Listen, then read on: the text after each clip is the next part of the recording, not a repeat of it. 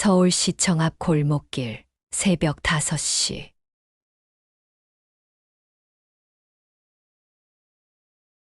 도시가 깨어나기도 전에 어스름한 빛 속에서 한 사람이 조용히 움직입니다. 낡은 노란 비닐 쓰레받기와 빗자루를 들고 있는 그 사람은 30대 초반의 남자, 진우입니다. 진우의 얼굴은 며칠째 깎지 않은 수염과 때가 낀 흔적으로 거칠게 보이지만 깊고 맑은 눈동자는 어딘가 다른 사람들과는 다릅니다. 청소를 시작한 지 벌써 3시간째. 동틀 무렵부터 진우는 이곳을 한치의 오차도 없이 정갈하게 청소합니다. 저 사람 또 왔네. 매일 같은 시간에 여길 쓸고 있어. 출근길 시민 둘이 작은 목소리로 속삭이며 진우를 향해 손가락질합니다. 그들의 시선은 경계와 호기심, 그리고 약간의 두려움이 섞여 있습니다. 진우는 그런 시선에 익숙한 듯 고개를 더 숙이고 자신의 일에만 집중합니다. 칙칙한 회색 후드티와 낡은 청바지는 그의 사회적 위치를 대변하는 듯합니다. 하지만 그의 손길은 어딘가 정교하고 꼼꼼하며 자세는 비틀거리지 않고 단정합니다. 정신 이상자 아냐? 왜 저러고 있는 거지? 또 다른 사람의 말에 진우는 멈칫합니다. 하지만 그는 다시 바닥에 떨어진 담배꽁초와 전단지를 줍습니다. 쓰레기들이 하나둘 진우의 비닐봉지 속으로 들어갑니다. 하루에도 수백 명이 지나가는 시청 앞 광장은 늘 깨끗한 상태를 유지하기 힘든 곳이지만 진우가 청소한 공간만큼은 항상 깔끔합니다. 시청 건물 입구에서는 60대 경비원 노형식이 진우를 지켜보고 있습니다. 노형식의 깊은 주름진 얼굴에는 복잡한 감정이 서려 있습니다.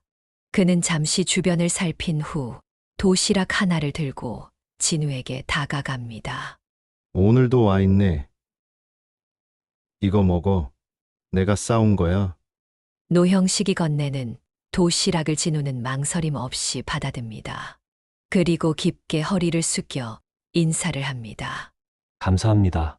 진우의 목소리는 낮고 조용하지만 또렷합니다. 그리고 그것이 진우가 오늘 내뱉을 유일한 말입니다. 노형식은 더 말을 보태려다가 입을 다물고 고개를 끄덕이며 시청 건물로 돌아갑니다.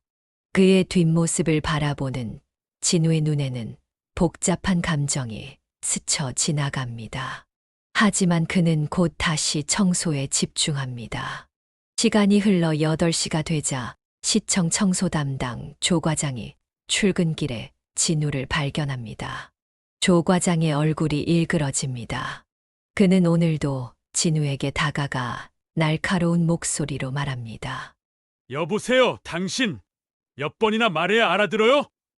여기서 이러지 말라고. 시민들이 불편해하잖아요. 진우는 고개를 숙인 채 조용히 자신의 청소 도구를 챙깁니다. 조 과장은 진우의 무반응이 더 화가 나는지 목소리를 높입니다. 귀 먹었어? 공공장소에서 이상한 행동하면 안 된다니까. 위생상 문제도 있고.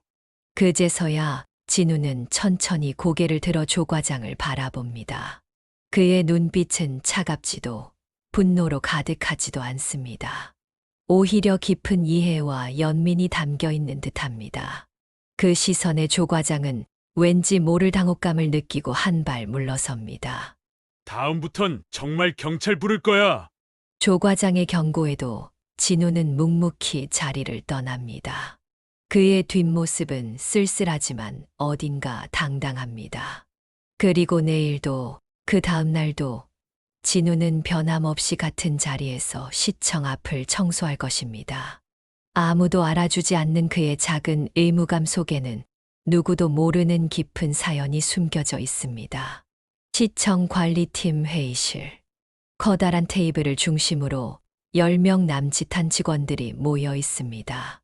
조 과장은 화면에 민원 처리 현황이라는 제목의 파워포인트를 띄우며 목소리를 높입니다. 요즘 시청 앞에서 폐회하는 노숙자 문제가 심각합니다. 특히 매일 아침 청소한다면서 나타나는 저 남자, 시민들이 불편하다고 민원이 여러 건 들어왔어요. 회의실에 앉아 있던 여직원 하나가 의아한 표정으로 물었습니다. 근데 청소하는 건 나쁜 일도 아니고 오히려 좋은 거 아닌가요? 조 과장은 이마의 주름을 더 깊게 잡으며 답했습니다. 그게 문제라니까. 전문 청소업체도 있는데 저런 사람이 와서 함부로 청소하면 책임 소재가 불분명해져요. 누가 다치기라도 하면 시에서 책임져야 할 수도 있다고. 그리고 무엇보다 외관상 문제가 있어요. 지청은 서울의 얼굴인데. 그때 회의실 문이 열리고 경비원 노형식이 커피를 들고 들어왔습니다. 노형식은 각 자리마다 커피를 나눠주면서 마지막으로 조 과장 앞에 커피를 놓으며 말했습니다. 저 사람, 진우라고 합니다. 말도 없고 그렇지만 사람 참 착합니다. 내 달째 똑같은 곳만 청소하던데 해코지 한 번 안 하고. 조 과장은 노형식의 말을 자르듯 손을 들었습니다. 노 씨, 당신 일은 커피 나르고 건물 지키는 거지. 이런 행정 문제에 끼어들 일은 아니에요. 노형식의 얼굴이 굳었습니다. 그는 아무 말 없이 고개를 숙이고 회의실을 나갔습니다. 노형식이 나간 후 회의는 다시 이어졌고 결국 노숙자 문제는 일단 관찰하기로 결정되었습니다. 회의가 끝나고 노형식은 청소도구함 앞에서 무언가를 정리하고 있었습니다. 손에는 작은 도시락이 들려 있었죠. 그의 눈에는 깊은 슬픔과 그리움이 서려 있었습니다. 그는 도시락을 바라보며 중얼거렸습니다. 오늘은 네가 좋아하는 소고기 넣었다. 시계는 어느새 오후 3시를 가리키고 있었습니다. 노형식은 퇴근 시간을 기다리며 시청 로비에서 자신의 자리를 지켰습니다. 그의 눈은 자주 출입구 쪽을 향했고 혹시 진우가 다시 나타나지는 않을까 하는 기대감이 그의 얼굴에 묻어났습니다. 한편 시청 건물 반대편 서울시장은 외국인 사절단을 맞이하기 위해 분주히 움직이고 있었습니다. 비서실장은 일정표를 확인하며 시장에게 보고했습니다. 오늘 오후 4시부터 미국 투자단과의 미팅이 있습니다. 그리고 이후 5시 30분에 중국 문화교류단. 시장은 피곤한 표정으로 고개를 끄덕였습니다. 55살의 나이에도 불구하고 그는 하루 종일 쉴 틈 없이 일정을 소화하고 있었습니다. 얼굴은 창백했고 눈 밑에는 짙은 다크서클이 자리 잡고 있었습니다. 요즘 두통이 심하네. 혈압약 챙겨놨나? 비서실장은 재빨리 서랍에서 약을 꺼내 시장에게 건넸습니다. 시장은 물 한 모금과 함께 약을 삼키고 깊은 한숨을 내쉬었습니다. 비서실장이 걱정스러운 표정으로 물었습니다. 괜찮으세요? 병원 가보시는 게. 시장은 손을 저으며 미소 지었습니다. 괜찮아. 이번 사업만 잘 마무리하고 나서 건강검진 받을 계획이에요. 창밖으로는 서울의 화창한 봄날이 펼쳐져 있었습니다. 시청 앞 광장은 점심시간을 맞아 많은 시민들로 북적였습니다. 그 사이로 진우의 모습이 다시 보였습니다. 그는 이른 아침과 달리 사람들의 시선을 피해 광장 구석에 앉아 노형식이 건넨 도시락을 조용히 먹고 있었습니다. 음식을 씹는 그의 표정은 평온해 보였지만 주변을 살피는 눈빛은 늘 경계심이 가득했습니다. 그의 시선이 문득 시청 건물 상층부에 머물렀습니다. 유리창에 반사된 햇빛 때문에 안은 보이지 않았지만 진우는 오랫동안 그곳을 바라보았습니다. 무언가 그의 기억을 자극하는 것이 있는 듯 했습니다. 도시락을 다 먹은 진우는 깨끗이 정리한 후 자리에서 일어났습니다. 그리고 시청 건물을 향해 천천히 걸음을 옮겼습니다. 시청 로비에서 출입증을 확인하는 직원이 진우를 의심스럽게 바라보았습니다. 진우는 아무 말 없이 로비 한쪽에 있는 화장실로 향했습니다. 진우가 화장실에 들어간 것을 본 직원은 바로 노형식에게 연락했습니다. 노씨, 아까 그 노숙자가 들어왔어요. 화장실로 들어갔어. 노형식은 급히 자리를 박차고 나왔습니다. 그의 표정에는 걱정과 안도가 뒤섞여 있었습니다. 화장실 앞에 도착한 노형식은 잠시 망설이다가 문을 열었습니다. 그리고 거울 앞에서 자신의 얼굴을 물로 씻고 있는 진우와 눈이 마주쳤습니다. 두 사람의 눈빛이 거울 속에서 만나는 순간 시간이 멈춘 듯 했습니다. 노형식의 눈에는 복잡한 감정이 스쳐 지나갔고 진우는 무표정한 얼굴로 그를 바라보았습니다. 침묵이 흐르고 노형식이 먼저 입을 열었습니다.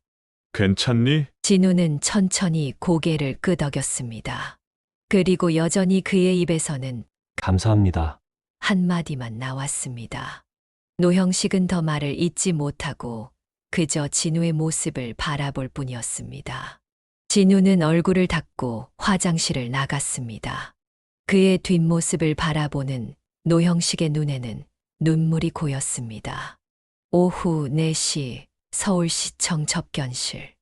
시장실에서는 미국 투자단과의 회의가 한창 진행 중이었습니다. 시장은 가끔 이마를 찌푸리며 통증을 참는 듯한 표정을 지었지만 전문가다운 태도로 회의를 이끌고 있었습니다. 비서실장은 그런 시장의 상태를 걱정스럽게 지켜보고 있었죠. 서울시는 앞으로 더 많은 글로벌 기업들과 협력하여 시장의 말이 갑자기 끊겼습니다. 그는 왼쪽 머리를 붙잡으며 고통스러운 신음을 내뱉었습니다. 비서실장이 놀라 다가갔지만 시장은 이미 의자에서 미끄러지듯 쓰러지고 있었습니다. 시장님, 시장님! 접견실은 순식간에 아수라장이 되었습니다.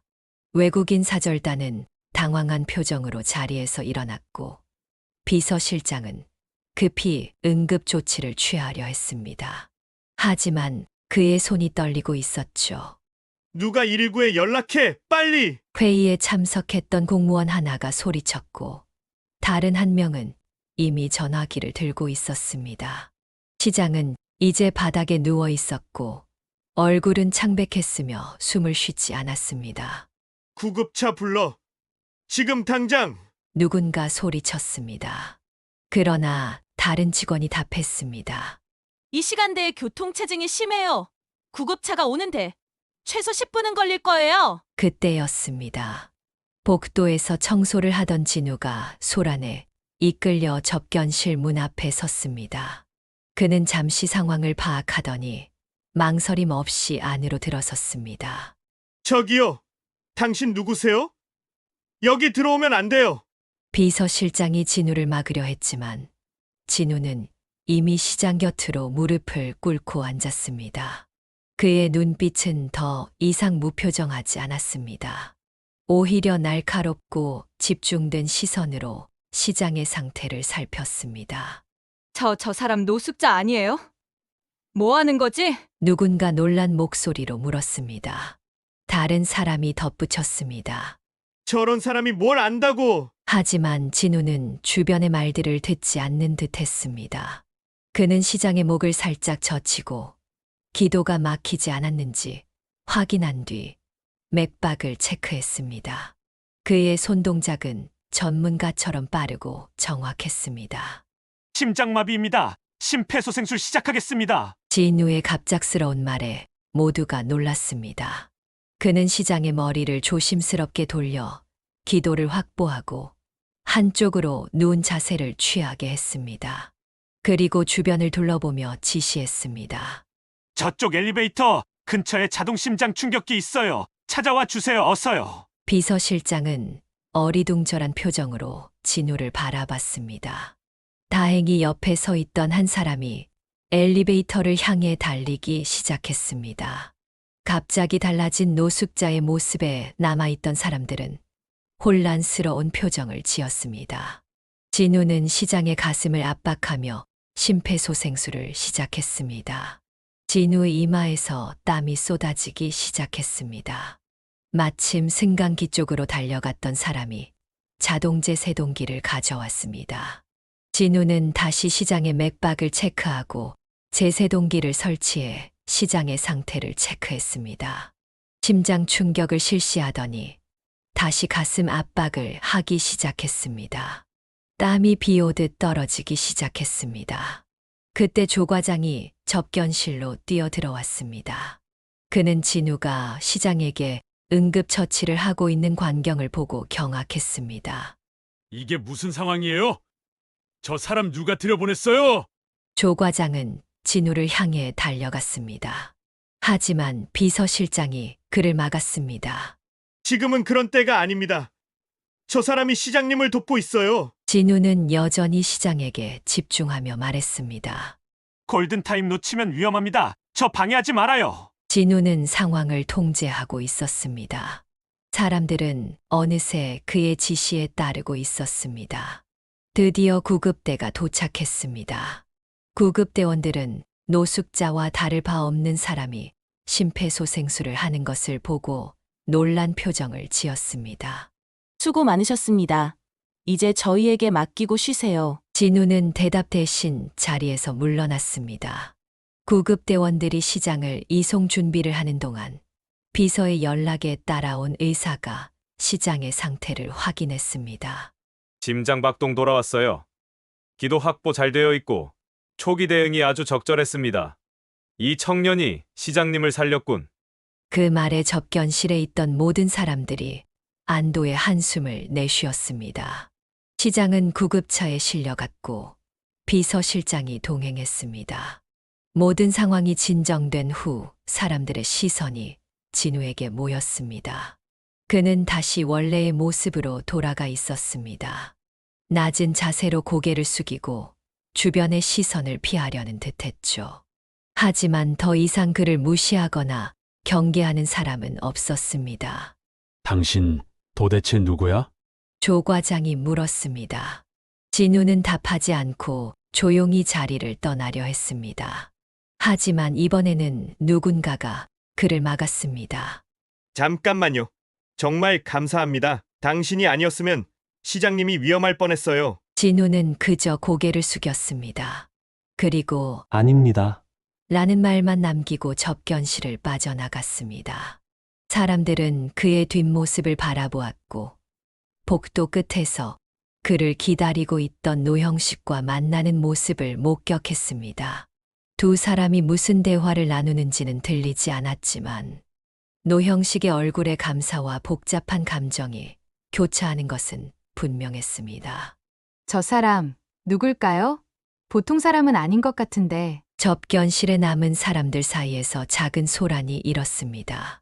조 과장의 얼굴에는 혼란스러운 표정이 역력했고 주변 사람들은 진우의 응급처치 실력에 대해 계속 감탄하고 있었습니다. 서울시청은 시장의 갑작스러운 입원 소식으로 술렁이고 있었습니다. 뉴스는 빠르게 퍼져 이제 시청 직원들뿐만 아니라 기자들도 모여들기 시작했습니다. 하지만 더 큰 화제는 시장을 응급처치한 정체불명의 노숙자였습니다. 영락 없는 노숙자였는데 갑자기 심폐소생술을 하고 시장을 살리다니 정말 놀랐다니까, 그라? 기자 하나가 접견실 앞에 모인 직원들에게 질문을 던졌습니다. 그중 한 명이 대답했습니다. 정말 전문가 같았어요. 손놀림이 정확하고 응급 상황 판단이 완벽했습니다. 나중에 온 의사도 감탄했을 정도니까요. 복도 끝에서는 조 과장이 핸드폰으로 누군가와 통화하고 있었습니다. 그의 표정은 심각했고 목소리에는 다급함이 묻어났습니다. 네, 맞습니다. 그 노숙자가 시장님을 응급처치했어요. 얼마 전까지 시청 앞을 청소하던 사람이에요. 네, 신원 확인 좀 부탁드립니다. 한편 시청 로비에서는 노형식이 자신의 자리를 지키고 있었습니다. 그의 눈은 출입구를 향해 있었고 진우를 찾는 듯한 눈빛이었습니다. 그때 경찰 2명이 시청으로 들어왔고 안내 데스크를 거쳐 노형식에게 다가왔습니다. 노숙자로 보이는 남성을 찾고 있습니다. 오늘 시장님을 치료했다는 청년이요. 노형식은 잠시 망설이는 듯했지만 곧 평온한 표정으로 대답했습니다. 이미 나갔습니다. 어디로 갔는지는 모르겠네요. 경찰은 고개를 끄덕이고 다른 직원들에게도 물어보기 시작했습니다. 그들이 떠난 후 노형식은 깊은 한숨을 내쉬었습니다. 그리고 자신의 옷주머니에서 작은 종이 쪽지를 꺼내 보았습니다. 거기에는 주소 하나가 적혀 있었습니다. 시청에서 멀지 않은 골목길, 작은 고시원 앞. 진우는 자신의 방으로 들어가기 전 주변을 살폈습니다. 아무도 따라오지 않았다는 것을 확인한 후 그는 고시원으로 들어갔습니다. 3평도 채 안 되는 좁은 방은 물건이 별로 없어 휑했습니다. 다만 책상 위에는 여권의 의학서적이 가지런히 놓여 있었고 벽에는 세계 각국의 의료봉사 사진들이 붙어 있었습니다. 진우는 침대에 앉아 깊은 숨을 내쉬었습니다. 그의 손이 미세하게 떨리고 있었습니다. 오랜만에 누군가를 치료한 것이 그에게 큰 충격을 준 듯했습니다. 그는 벽에 걸린 작은 거울을 바라보았습니다. 거울 속 자신의 얼굴은 낯설게 느껴졌습니다. 왜 그랬지? 진유가 작게 중얼거렸습니다. 책상 위 약병을 집어들어 두 알을 삼켰습니다. 그것은 진정제였습니다. 약을 먹은 후 그는 침대에 누워 천장을 바라보았습니다. 그의 머릿속에는 과거의 기억들이 파편처럼 흩어져 있었습니다. 대학병원 수술실, 환자의 비명소리, 쏟아지는 비와 진흙탕 속 무너진 건물들, 그리고 무엇보다 자신을 기다리는 아버지의 모습. 진우는 눈을 감았습니다. 그가 잠들기까지는 오랜 시간이 걸렸습니다. 다음 날 아침 서울 시내의 모든 신문과 방송에는 같은 헤드라인이 실렸습니다. 시청 앞을 쓸던 노숙자 청년, 심폐소생술을 해 시장을 구하다. 경찰은 빠르게 진우의 신원을 파악했고 일부 정보가 언론에 흘러나갔습니다. 시청 앞에 모인 기자들은 앞다투어 이 소식을 전하고 있었습니다. 어제 서울시장의 뇌출혈을 신속하게 진단하고 응급처치한 이는 의사 출신의 노숙자로 알려졌습니다. 경찰에 따르면 이 남성은 서울대 의대를 수석으로 졸업하고 국내 최고 병원에서 근무하다 해외 의료봉사 중 사고를 당한 것으로 확인됐습니다. 또 다른 기자가 덧붙였습니다. 특히 그는 아프리카와 중동의 분쟁 지역에서 의료봉사 활동을 하던 중 폭발 사고에 휘말린 뒤 잠적했다가 최근에 선행을 통해 다시 행적이 알려졌습니다. 시청 로비에서는 이 뉴스를 지켜보는 노형식의 눈에 눈물이 고였습니다. 그는 떨리는 손으로 휴대폰을 꺼내 문자 하나를 보냈습니다. 조심해. 내 신원이 언론에 알려졌어. 한편 서울대학교 병원에 입원 중인 시장은 의식을 되찾고 진우에 대한 소식을 들었습니다. 그는 비서실장에게 물었습니다. 그 청년을 찾았나? 내가 직접 감사 인사를 하고 싶은데. 비서실장은 고개를 저었습니다. 아직 찾지 못했습니다. 경찰이 수색 중이지만 어제 이후로 종적을 감췄다고 합니다. 시장은 깊은 생각에 잠겼습니다. 그리고 결심한 듯 말했습니다. 그를 꼭 찾아요. 서울시에서 공로를 인정하고 싶거든. 그리고 혹시 그가 원한다면 의사로 복귀할 수 있도록 모든 지원을 아끼지 않을 거야. 그 말은 곧 언론을 통해 보도되었고 시민들 사이에서도 화제가 되었습니다. 소셜미디어에는 샵 노숙자 의사를 찾습니다. 해시태그가 트렌드가 되었고 많은 사람들이 진우의 이야기에 감동하며 응원 메시지를 남겼습니다. 세상에는 아직 숨겨진 영웅들이 있습니다. 그분의 아픔을 공감합니다. 다시 일어설 수 있기를 진심으로 바랍니다. 시청 앞을 매일 청소했다니 그 정성과 겸손함에 존경을 표합니다. 이런 반응들이 쏟아지는 가운데 시청 내부에서는 특별 회의가 열렸습니다. 회의 주제는 의사 출신 노숙자 지원 방안이었습니다. 조 과장도 이 회의에 참석했지만 그의 표정은 복잡했습니다. 그는 자신이 그동안 진우를 어떻게 대했는지 생각하며 부끄러움을 느꼈습니다. 회의가 끝나고 나오는 길, 조 과장은 우연히 노형식과 마주쳤습니다. 그는 잠시 망설이다가 노형식에게 다가갔습니다. 전호 씨 혹시 그 청년에 대해 더 아는 것이 있어? 시에서 도움을 주고 싶어 한다고. 노형식은 고개를 저었습니다. 그러나 그의 눈빛은 무언가를 숨기고 있는 듯 했습니다. 조 과장은 더 이상 묻지 않고 자리를 떠났습니다. 노형식은 한동안 그 자리에 서서 생각에 잠겼습니다. 그리고 결심한 듯 시청을 나섰습니다. 저녁이 되자 고시원 앞에 노형식이 서 있었습니다.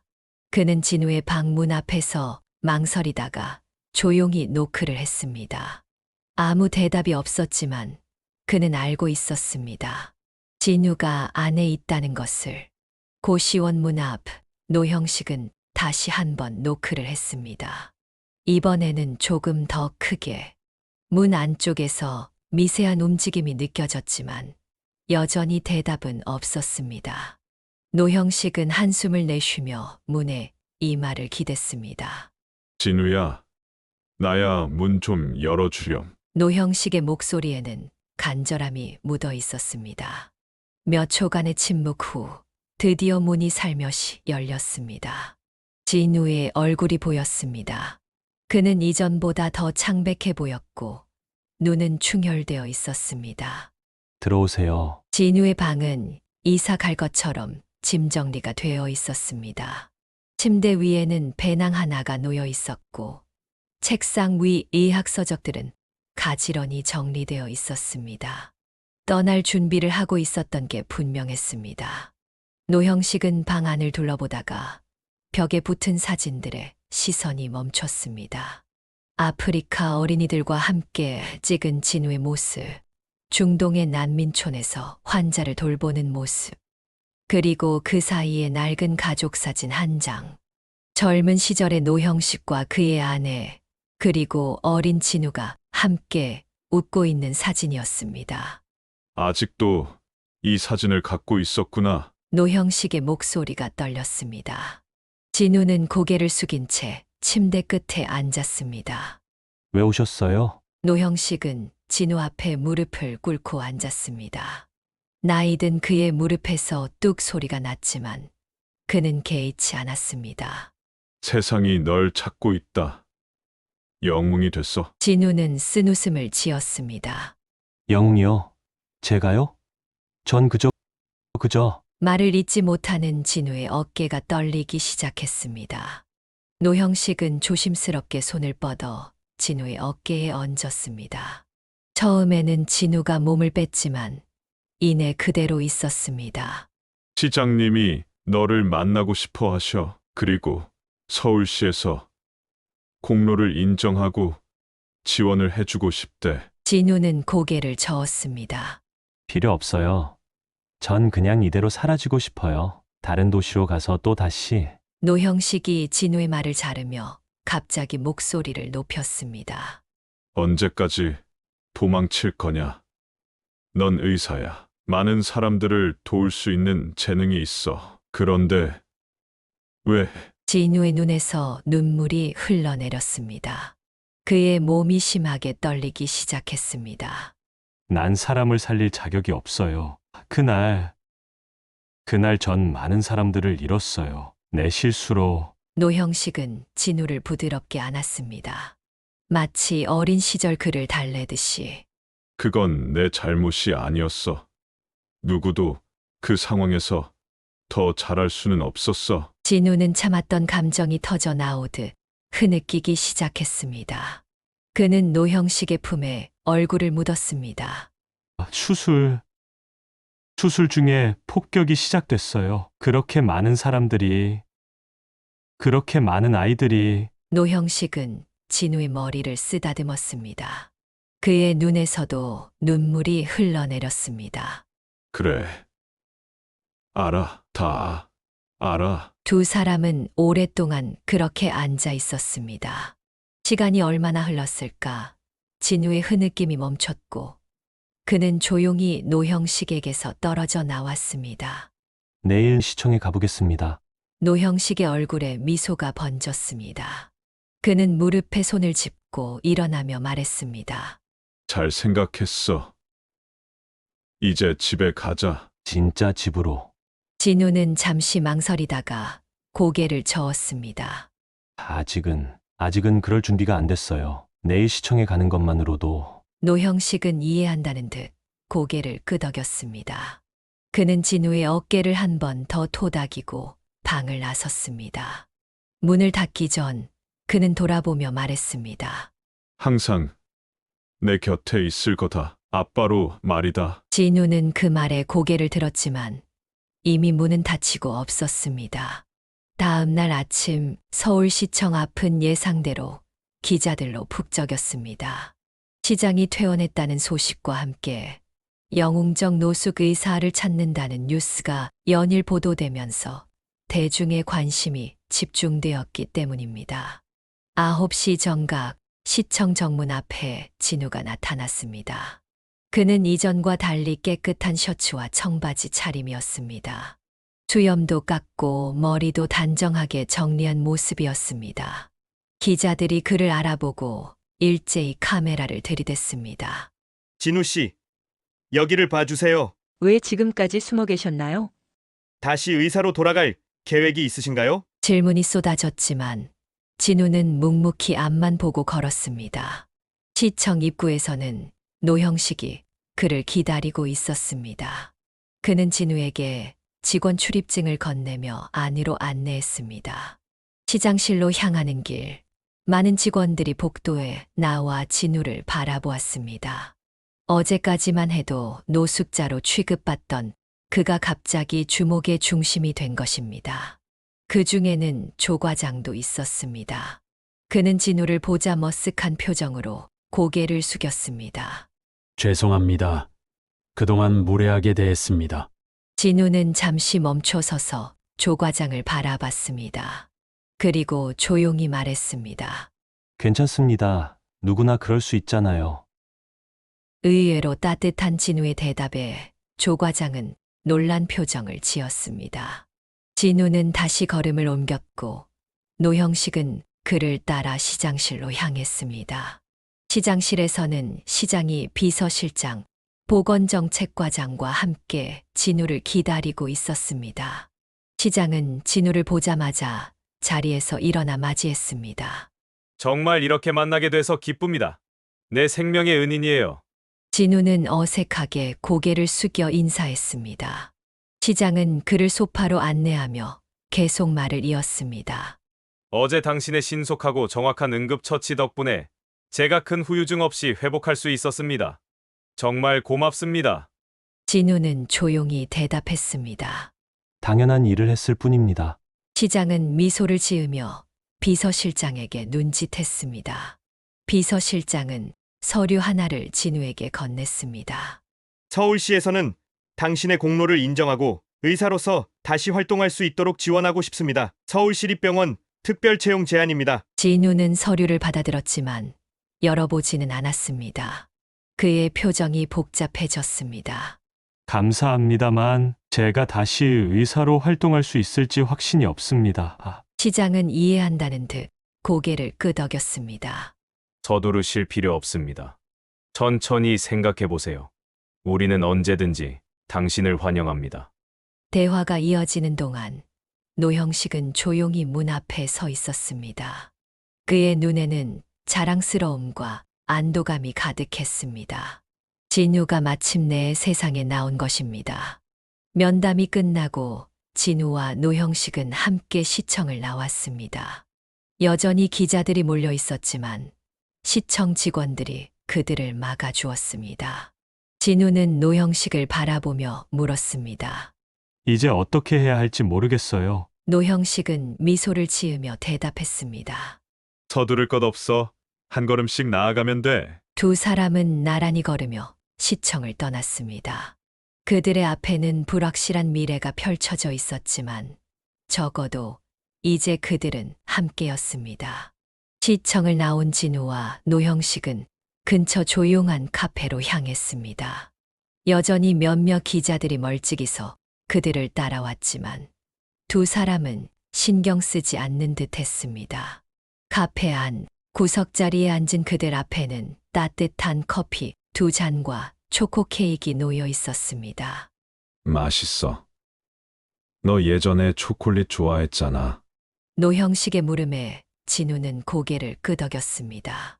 잠시 침묵이 흘렀습니다.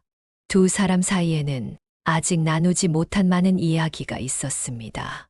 진우가 먼저 입을 열었습니다. 어떻게 저를 찾으셨어요? 노형식은 커피잔을 손으로 감싸며 천천히 말했습니다. 네가 실종된 후 난 모든 것을 포기했단다. 회사도 그만두고 집도 팔았어. 내 엄마는 그 충격에 건강이 나빠져서 3년 전에 하늘나라로 갔지. 노형식의 목소리가 떨렸습니다. 진우의 얼굴에 슬픔이 번졌습니다. 죄송합니다. 어머니께 마지막 인사도 못 드리고. 노형식은 고개를 저었습니다. 내 탓이 아니야. 그 의도 네가 살아있다면 그걸로 충분하다고 늘 말했단다. 그런데 내가 물어볼 차례야. 왜 연락하지 않았니? 왜 돌아오지 않았어? 진우는 창밖을 바라보며 깊은 숨을 내쉬었습니다. 그의 눈에는 지나온 시간의 고통이 서려 있었습니다. 돌아갈 자격이 없다고 생각했어요. 전 의사로서 실패했으니까요. 노형식은 천천히 손을 뻗어 진우의 손을 잡았습니다. 그건 내 잘못이 아니었어. 누구도 그 상황에서 더 잘할 수는 없었어. 진우의 눈에서 눈물이 흘러내렸습니다. 그는 손등으로 눈물을 훔치며 말을 이었습니다. 시리아 북부 난민촌에서 있었던 일이에요. 어린 소녀의 개복 수술 중이었는데 그때 갑자기 폭격이 시작됐어요. 병원 천장이 무너졌고 많은 사람이 죽었어요. 저는 도망치느라 그 사람들을 돌보지 못했어요. 노형식은 진우의 이야기를 끝까지 들어주었습니다. 그의 눈에도 눈물이 고였습니다.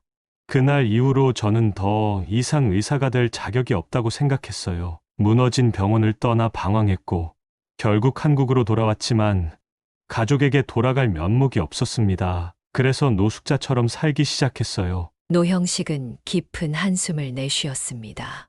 그런데 왜 하필 시청 앞을 청소한 거니? 진우는 쓴웃음을 지었습니다. 제가 의대 졸업 후 첫 봉사활동을 시작할 때 시청 앞에서 출정식을 했어요. 그때 아버지가 저에게 항상 네가 시작한 곳으로 돌아올 수 있다고 말씀하셨죠. 어쩌면 무의식 중에 그 말을 기억하고 있었던 것 같아요. 노형식의 눈에서 눈물이 흘러내렸습니다. 그는 진우의 손을 더 강하게 붙잡았습니다. 넌 내 자랑이었어. 진우야, 지금도 그래. 네가 세상을 구하겠다고 떠났을 때 난 너무 자랑스러웠단다. 그리고 네가 돌아오지 않았을 때 난 너무 슬펐다. 진우는 아버지의 손을 양손으로 감싸 쥐었습니다. 그의 목소리는 떨렸습니다. 저도 아버지가 보고 싶었어요. 매일 밤 꿈에서 보았습니다. 하지만 제가 구하지 못한 그 아이들 생각에 참아. 이제 그만하자. 아들아, 과거는 과거일 뿐이야. 넌 내 인생을 다시 시작할 자격이 있어. 진우는 고개를 들어 아버지를 바라보았습니다. 노형식의 눈에는 깊은 사랑과 안도감이 담겨 있었습니다. 진우는 오랜만에 미소를 지었습니다. 그것은 작지만 진심 어린 미소였습니다. 다시 시작할 수 있을까요? 물론이지. 내 옆에 내가 있잖니? 두 사람은 오랫동안 이야기를 나누었습니다. 그들이 나누지 못했던 시간들, 그리움과 상처들, 그리고 미래에 대한 희망까지. 카페 창밖으로는 저녁 노을이 붉게 물들고 있었습니다. 며칠 후 진우의 이야기는 더 많은 사람들에게 알려졌습니다. 영웅적 노숙 의사의 감동적인 스토리가 전국적으로 퍼져나갔고 많은 사람들이 그의 용기와 회복을 응원했습니다. 서울시청에서는 공식적인 기자회견이 열렸습니다. 시장은 진우에게 공로패를 수여하며 감사의 뜻을 전했습니다. 진우는 조용히 그 자리에 참석했지만 여전히 카메라 플래시와 사람들의 주목에 불편함을 느끼는 표정이었습니다. 기자회견이 끝난 후 보건복지부 장관이 진우에게 다가왔습니다.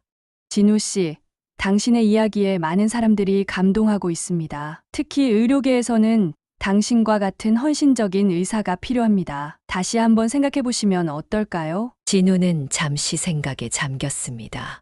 그리고 천천히 입을 열었습니다. 감사합니다만 제가 돌아갈 곳은 대형 병원이 아닌 것 같습니다. 제가 진정으로 필요한 곳은 진우의 말이 끝나기도 전에 노형식이 그의 곁으로 다가왔습니다. 그는 아들의 어깨에 손을 얹으며 미소 지었습니다. 우리 아들은 항상 소외된 사람들을 돕고 싶어 했습니다. 그게 진우의 꿈이었죠. 장관은 이해한다는 듯 고개를 끄덕였습니다. 어떤 선택을 하든 우리는 지원할 준비가 되어 있습니다. 기자회견장을 나오는 길, 진우는 아버지에게 물었습니다.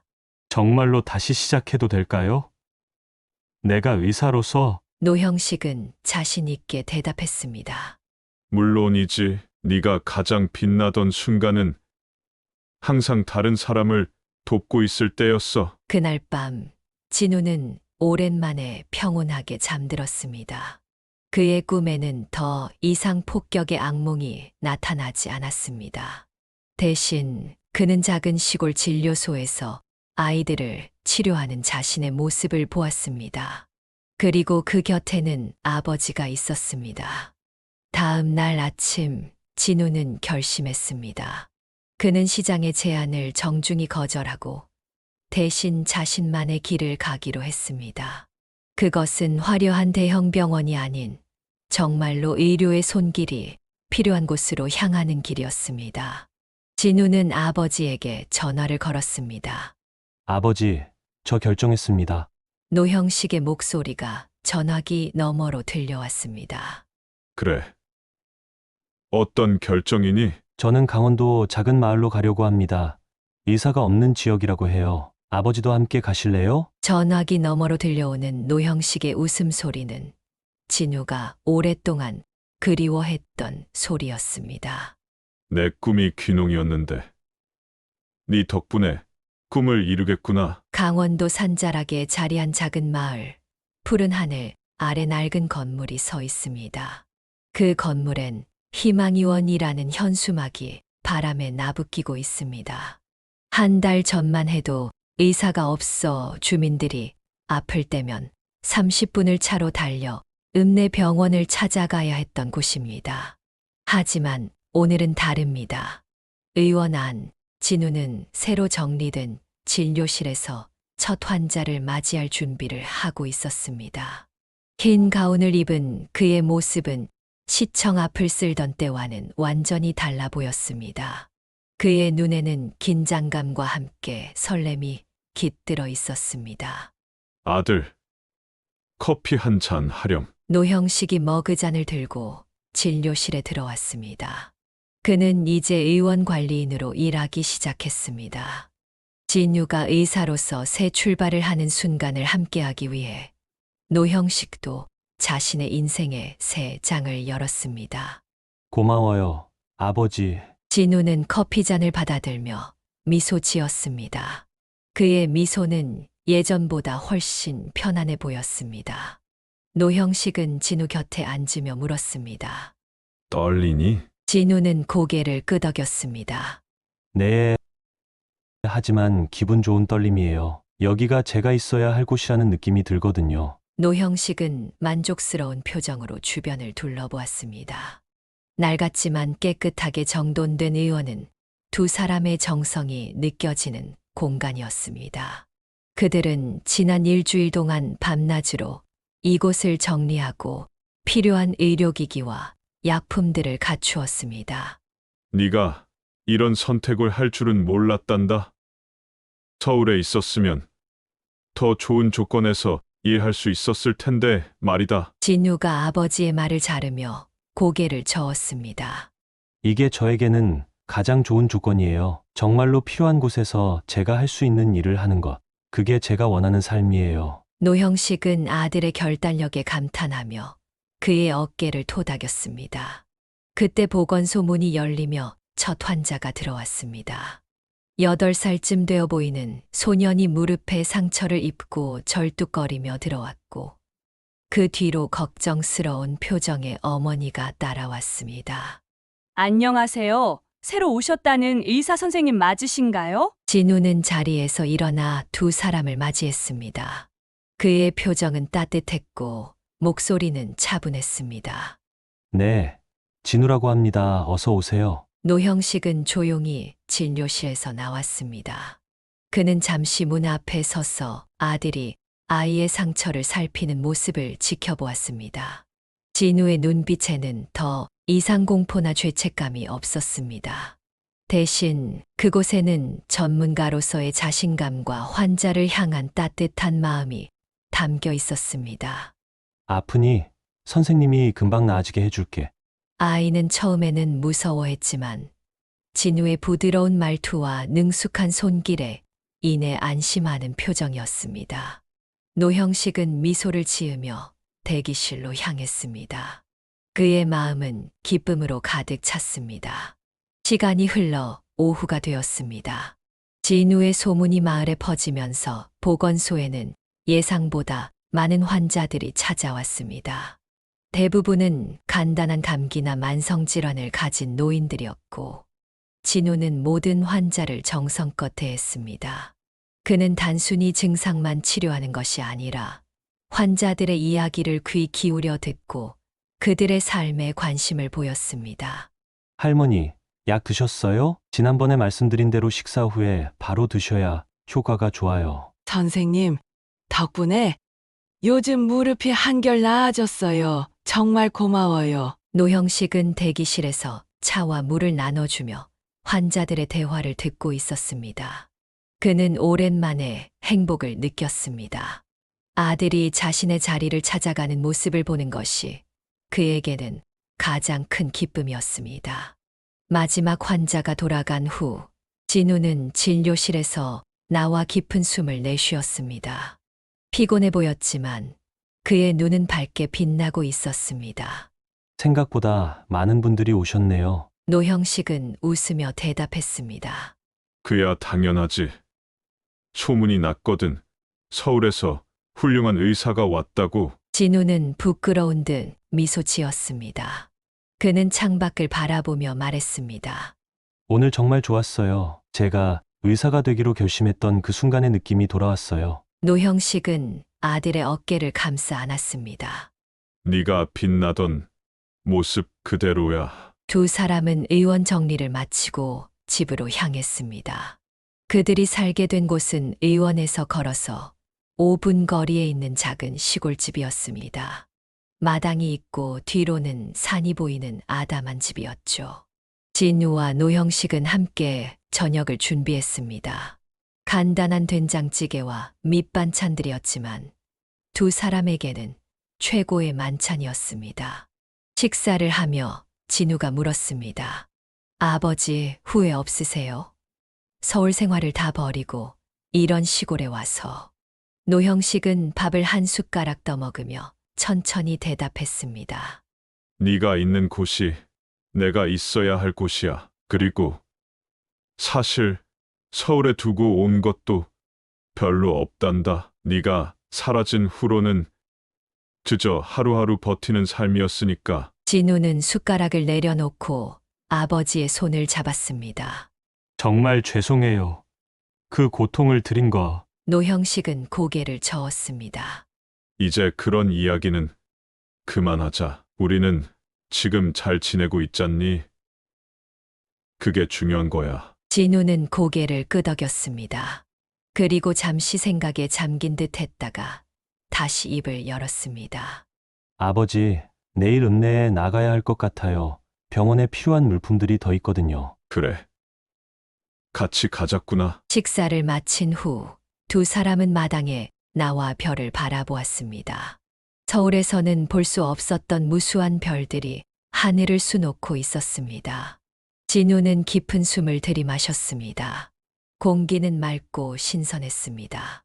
여기가 천국인가요? 노형식은 웃음을 터뜨렸습니다. 천국보다 더 좋을 수도 있지. 두 사람은 오랫동안 그렇게 별을 바라보며 앉아 있었습니다.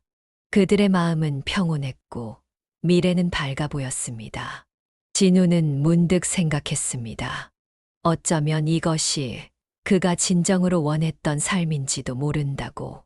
화려한 성공이나 명예가 아닌 자신이 도울 수 있는 사람들 곁에서 조용히 살아가는 것. 밤이 깊어갈수록 진우의 마음 속에서는 오랫동안 그를 괴롭혀왔던 죄책감과 상처가 조금씩 녹아내리고 있었습니다. 그는 아직 완전히 치유되지 않았지만 적어도 이제는 올바른 길 위에 서 있다고 느꼈습니다. 노형식은 아들의 표정이 평화로워진 것을 보며 마음속으로 감사했습니다. 그의 아들이 돌아왔을 뿐만 아니라 자신의 소명을 다시 찾아가고 있었기 때문입니다. 이제 들어가자.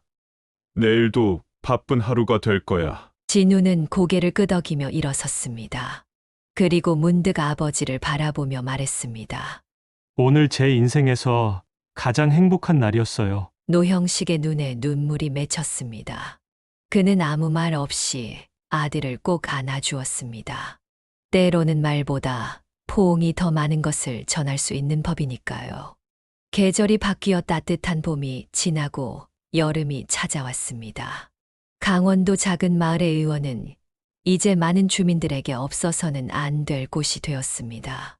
진우는 지난 3개월 동안 쉬지 않고 마을 주민들을 돌보았고 그의 정성과 의료, 실력은 이웃 마을까지 소문이 퍼졌습니다. 오늘도 진우는 아침 일찍부터 진료를 시작했습니다. 노형식은 평소처럼 보건소 청소와 환자들의 접수를 도왔습니다. 두 사람은 완벽한 팀워크를 이루고 있었습니다. 선생님, 우리 민수가 열이 내려갔어요. 정말 감사합니다. 아이를 안고 온 젊은 어머니가 진우에게 인사했습니다. 진우는 미소를 지으며 아이의 이마에 손을 얹어 보았습니다. 다행이네요. 하지만 항생제는 꼭 끝까지 먹이세요. 중간에 끊으면 내성만 생기는 거 아시죠? 어머니는 고개를 끄덕이며 감사 인사를 전했습니다. 진우는 다음 환자 차트를 확인했습니다. 80살의 최말레 할머니, 고혈압과 당뇨를 앓고 계신 단골 환자였습니다. 최말레 할머니, 들어오세요. 지팡이를 짚고 들어오는 최할머니를 진우가 부축했습니다. 할머니는 진우의 손을 꼭 잡으며 말씀하셨습니다. 선생님, 우리 마을에 와줘서 정말 고마워요. 예전에는 아플 때마다 저 멀리 읍내까지 가야 했는데 말이지. 진우는 할머니의 혈압을 재며 웃었습니다. 제가 더 감사하죠. 이렇게 좋은 분들과 함께 할 수 있어서요. 진우의 마음은 진심이었습니다. 그는 이곳에서 자신의 존재 가치를 다시 발견했고 의사로서의 소명을 되찾았습니다. 더 이상 과거의 악몽에 시달리지 않았고 밤에도 평온한 잠을 잘 수 있게 되었습니다. 점심시간, 노형식이 도시락을 들고 진료실로 들어왔습니다. 잠시 쉬어라. 내가 너 좋아하는 김치찌개 싸왔어. 진우는 고마운 마음으로 도시락을 받았습니다. 그는 아버지와 함께 간단히 점심을 먹으며 오전 진료에 대해 이야기를 나눴습니다. 오늘 아침에 옆집 할머니가 군고구마 주셨어요. 이따가 같이 먹어요, 아버지. 노형식은 흐뭇한 표정으로 아들을 바라보았습니다. 몇 달 전만 해도 말수가 적고 어두웠던 진우는 이제 생기 넘치고 열정적으로 변했습니다. 넌 정말 훌륭한 의사야. 진우야. 진우는 부끄러운 듯 웃었습니다. 그때 보건소 문이 급하게 열리는 소리가 들렸습니다. 노형식이 먼저 나가 보았습니다. 선생님, 응급이에요. 응급. 마을 이장이 숨을 헐떡이며 들어왔습니다. 그의 표정은 심각했습니다. 산에서 등산객이 추락했대요. 지금 마을 사람들이 없고 내려오는 중인데 상태가 심각해 보여요. 진우는 즉시 응급 가방을 들고 이장을 따라 밖으로 나갔습니다. 노형식도 바로 뒤를 따랐습니다. 그들이 마을 입구에 도착했을 때 주민들이 들것에 실린 남자를 조심스럽게 운반하고 있었습니다. 진우는 재빨리 다가가 환자의 상태를 확인했습니다. 30대 중반의 남성, 머리에 큰 상처가 있었고 왼쪽 다리가 비정상적으로 꺾여 있었습니다. 의식은 있었지만 희미했습니다. 빨리 병원으로 옮깁시다. 진우의 지시에 따라 사람들은 신속하게 움직였습니다. 보건소에 도착한 후 진우는 전문가적인 손길로 응급처치를 시작했습니다. 그의 눈은 날카롭게 집중되어 있었고 손놀림은 정확했습니다. 머리 상처부터 지혈하고 다리는 고정시켜야 합니다. 아버지, 읍내 병원에 연락해 주세요. 전원해야 해요. 노형식은 재빨리 전화기를 들었습니다. 진우는 환자의 생체 징후를 지속적으로 확인하며 필요한 처치를 이어갔습니다. 그의 모습은 더 이상 시청 앞을 쓸던 노숙자가 아니었습니다. 그는 사람의 생명을 다루는 숙련된 의사였습니다. 괜찮으실 겁니다. 제 목소리 들리세요? 눈을 떠보세요. 환자는 희미하게 눈을 떴습니다. 진우는 작은 펜라이트로 동공 반응을 확인했습니다. 다행히 심각한 뇌 손상은 아닌 것 같습니다. 하지만 정밀 검사가 필요하고 다리는 수술이 필요해요. 1시간 후 읍내에서 구급차가 도착했습니다. 진우는 응급 의료진에게 환자 상태와 자신이 취한 조치들을 설명했습니다. 원장님 덕분에 급한 조치는 다 끝난 상황이네요. 안전하게 환자 이송하겠습니다. 구급대원들은 진우에게 인사 후 출발했습니다. 환자가 구급차에 실려 떠난 후 진우는 깊은 한숨을 내쉬었습니다. 그는 자신의 손을 내려다보았습니다. 예전에는 이 손이 떨렸지만 이제는 안정적이었습니다. 그는 자신의 능력을 다시 믿게 되었습니다. 노형식이 다가와 진우의 어깨를 토닥였습니다. 또 사람을 구했구나. 아들아. 진우는 아버지를 바라보며 미소 지었습니다. 그의 눈에는 감사와 자신감이 담겨 있었습니다. 아버지가 계셔 주셔서 제가 다시 시작할 수 있었어요. 두 사람은 잠시 말없이 서로를 바라보았습니다. 그 시선 속에는 그동안의 아픔과 상처, 그리고 그것을 극복한 희망과 사랑이 깃들어 있었습니다. 저녁이 되자 의원은 다시 조용해졌습니다. 진우와 노형식은 평소처럼 정리를 마치고 집으로 향했습니다. 하지만 오늘은 조금 특별한 날이었습니다. 바로 진우가 이 마을에 온 지 100일이 되는 날이었죠. 집에 도착한 두 사람은 간소하지만 특별한 저녁 식사를 준비했습니다. 노형식이 읍내에서 사온 소고기로 갈비찜을 만들었고 진우는 작은 정원에서 기른 채소로 샐러드를 만들었습니다. 식탁 위에는 소박한 케이크도 놓여 있었습니다. 진우야. 오늘은 우리가 새 삶을 시작한 지 100일이 되는 날이란다. 건배하자꾸나. 두 사람은 소주잔을 들어 부딪혔습니다. 진우의 눈에 눈물이 맺혔습니다. 아버지 정말 감사합니다. 제가 모든 걸 포기했을 때 아버지는 저를 포기하지 않으셨죠. 노형식은 고개를 저었습니다. 부모는 자식을 절대 포기하지 않아. 어떻게 자식을 포기하니? 식사를 마친 후 두 사람은 마당에 나와 별을 바라보았습니다. 여름 밤하늘은 더욱 선명한 별들로 가득했습니다. 진우는 깊은 숨을 들이마시며 말했습니다. 이제 알겠어요.